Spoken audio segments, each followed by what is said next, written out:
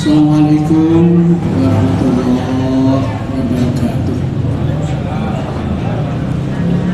Alhamdulillah wa syukurillah ala nikmatillah wa ala alihi wa sahbihi wa mawala la hawla wa la quwwata illa billah. Amma ba'd.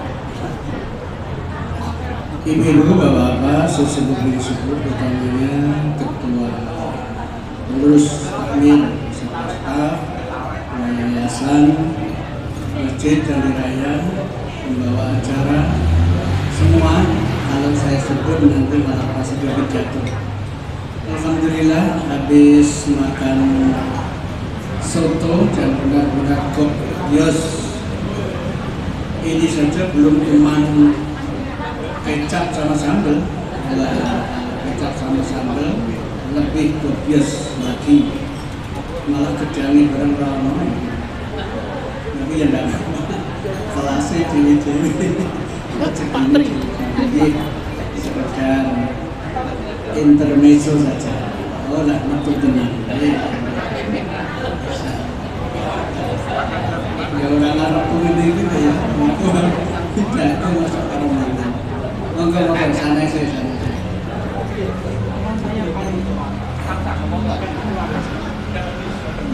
Kadang ditunjuk karena ini soto orang nolak. Padahal biasanya kata-kata SMP setelah makan pulang. Dengar kali isin. Nah, kalau statement segala ini istilahnya kalau lomba. Ya, mudah-mudahan bermanfaat. Ibu-ibu, bapak dan saudara-saudara, kita semuanya maklum bahwa manusia termasuk kita mempunyai interaksi, koneksi, hubungan, sekaligus ungkapannya tidak bisa pisah dengan dua hal, hablum minallah, hablum minannas, sebagaimana di dalam surah Ali Imran 112. Tentu hubungan kepada Allah dan kepada sesama manusia agar hidupnya harmonis, tentram, damai, bahkan selamat. Ya, dua interaksi itu dilakukan dengan baik. Tidak bisa salah satu. Kepada Allah ibadahnya tekun, tapi kepada sesama tidak. Itu juga tidak ada artinya. Begitu juga sebaliknya. Suka menolong, ya ramah, termasuk sopan, bahkan murah senyum, tapi ibadahnya tidak, itu juga percuma. Tentu saja kaitannya kepada Allah, ibadah mesti tekun, mesti bagus. Tetapi secara umum ibadah mesti ada dampak, ada efek kepada sosial. Contohnya syahadat.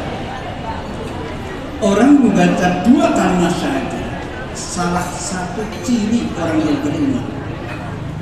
Adapun ciri lengkapnya orang beriman itu adalah aqdun bil qalbi, diyakini, wa iqrarun bil lisan, diucapkan melalui dua kalimat syahadat, dilakukan dalam sikap, tingkah laku, ucap keseharian. Kalau orang hanya membaca syahadat saja dan diyakini, tetapi tidak ada in action-nya, ya sama saja, percuma adanya. Begitu juga sholat. Disebut sholat jamaah, tidak bisa sendirian. Termasuk ungkapan aqimus sholat, dirikan sholat. Ini beda dengan menjalankan sholat. Kalau menjalankan 5 kali sehari semalam, tapi kalau mendirikan sholat 24 jam dalam sehari, artinya apa? In action-nya bukan sekedar menjalankan, tetapi dampak dalam kehidupan sehari-hari. Lalu sholat kok izin keras sekali, sholat kok pergaulannya tidak harmonis, menyinggung perasaan. Ini kan kaitannya dengan sosial.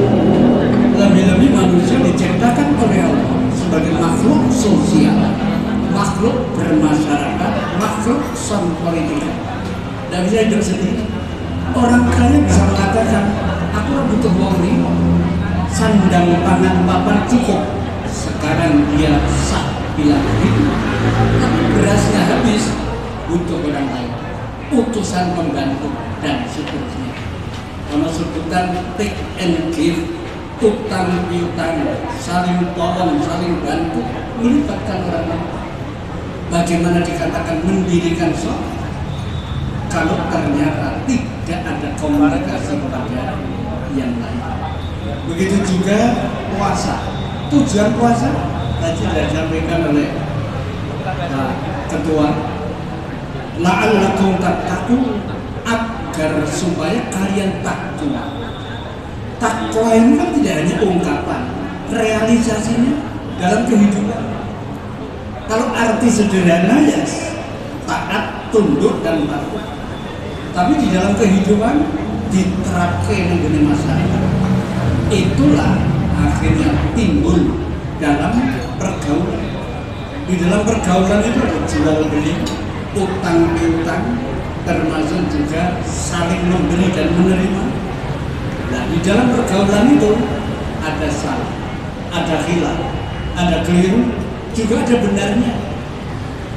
Akhirnya timbul apa yang namanya halal bihalal.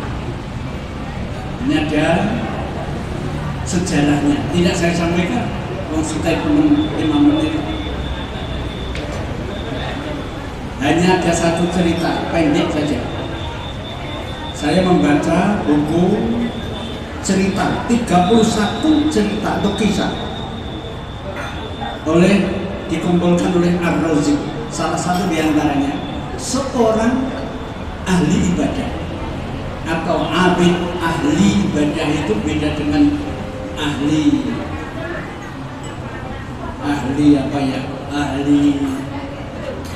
punya keahlian yang kaitannya dengan pekerjaan, bukan. Tapi ahli ibadah itu tekun beribadah. Dia orang tukang ibadah ya, ahli ibadah. Abid. Yang satu lagi adalah tukang sepatu. Di dalam kisah ini, yang ahli ibadah ini ingin mengisolir diri, menyendiri. Ahli ibadah yang menyendiri ini ingin berada di satu pegunungan. Generasi komunikasi kalau orang liya ben khusyuk. Tempo beberapa waktu yang dia rencanakan. Dalam beribadah dia lakukan zikir, baca Quran, ya sholat. Malam yang pertama itu dia mimpi. Apa mimpinya? Mimpi orang yang ahli ibadah. Ya nyaris benar. Tapi ini mimpinya kalau penjenengan atau kakian turu, mimpinya wis rakar-rakar. Iso dilihat kiri kan. Bahkan teriak-teriak rakar-rakar. Tapi ini ahli ibadah ini mimpinya nyaris benar. Apa mimpinya? Wahai ahli ibadah, temui seseorang yang namanya ini, alamatnya ini, minta doa pada dia. Ahli ibadah ini timbul merasa ujub, sombong. Loh, sopo wonge? Aku ahli ibadah, masa aku njaluk tulung kondunganku? Wis sesuk tak marah-marah. Alamat dan nama yang sudah jelas itu dia datangi. Ternyata tukang sepatu, nama sudah ditemukan, alamatnya juga. Setelah ditanyakan, apa ibadahmu? Ya saya sholat biasa. Terus ada yang lain? Tidak ada. Ahli ibadah tadi mengatakan, oh lagi ngono, jos aku timbang kene peraiman aku jaluk dungo wedekne. Pulanglah ahli ibadah ke pegunungan, meneruskan ibadahnya. Malam yang kedua tak tanggung-tanggung, tanyalah kepada dia apa pekerjaannya dan lebih pertanyaan mata-mata. Malam yang kedua mimpi, paginya ditemui lagi. Setelah ketemu menanyakan, di samping dia sebagai ibadah yang biasa, kemudian soal hasil dijawab oleh tukang sepatu, setiap hari saya memiliki hasil, saya bagi 3 berapapun, sepertiga untuk saya makan, gunakan untuk jajan, sepertiga untuk keluarga, sepertiga lagi saya infakkan, mulia sekali. Tapi tetap yang ahli ibadah tidak mau minta doa, tetap dia menyombongkan diri. Ternyata sombong itu bisa timbul dari orang yang ahli ibadah kalau tidak didasari ikhlas. Bahkan ilmu bisa rasa sombong karena ilmunya, karena kekayaan, termasuk karena rupa ganteng, cantik, itu sombong. Padahal orang menyadari seket munggah itu supaya orang besar sih ngomong mikir sebagai ngomong. Karena apa? Ya begitulah hukum Allah, tidak layak untuk sombong. Sombong hanya milik Allah. Saya lanjut kisah tadi yang menjadikan pelajaran buat kita, baik mana ahli ibadah dan tukang sepatu. Jawabannya tukang sepatu. Karena apa? Hablum minallah dia lakukan. Ya kadang puasa Senin tapi kontak interaksi kepada sesama manusia yang kaitannya dengan hasil dari tukang sepatu untuk 3 disedekahkan, untuk diri sendiri, untuk keluarga. Sementara yang ahli ibadah egois, tidak pernah kontak kepada sesama. Maka dalam hidup ini jangan sampai kita seolah-olah benar. Kita mesti harus ada 2 interaksi yang kita lakukan dengan baik agar selamat, agar bahagia, sejahtera, selamat dunia. Hablum minallah, hablum minannas. Adapun kaitannya halal bihalal, tentu manusiawi, sok salah, sok khilaf, sok keliru, bahkan dosa. Maka termasuk malam hari ini kita semuanya mengatakan saling maafkan satu dengan yang lain. Kalau tidak, dosa dibawa mati. Kalau ada orang meninggal dunia, ada komentar kalau jenazah almarhumah punya salah khilaf keliru kerso penjelang paling pamapuro, sejujurnya itu tidak berlaku karena tidak kontak langsung, tidak ada interaksi langsung. Mau diwakili, dia tidak semua meninggal itu rasa sombong. Nanya sombong, nalika yuri orang tak mampu, sak jeki, nanti turun nanti itu kan sombong. Jadi jalan ke mampu bertemu. Maka yang benar itu adalah hidup dengan hidup, apakah langsung lewat interaksi atau mungkin lewat HP dan seterusnya. Kurang lebih mohon maaf, terima kasih. Mudah-mudahan saya pertama ini dinilai nomor 1. Nomor 1 awalnya, tapi kalau munculnya ya maaf-maaf. Mudah-mudahan ada manfaatnya. Demikian dan sekian. Akhirul kalam. Wassalamualaikum warahmatullahi wabarakatuh.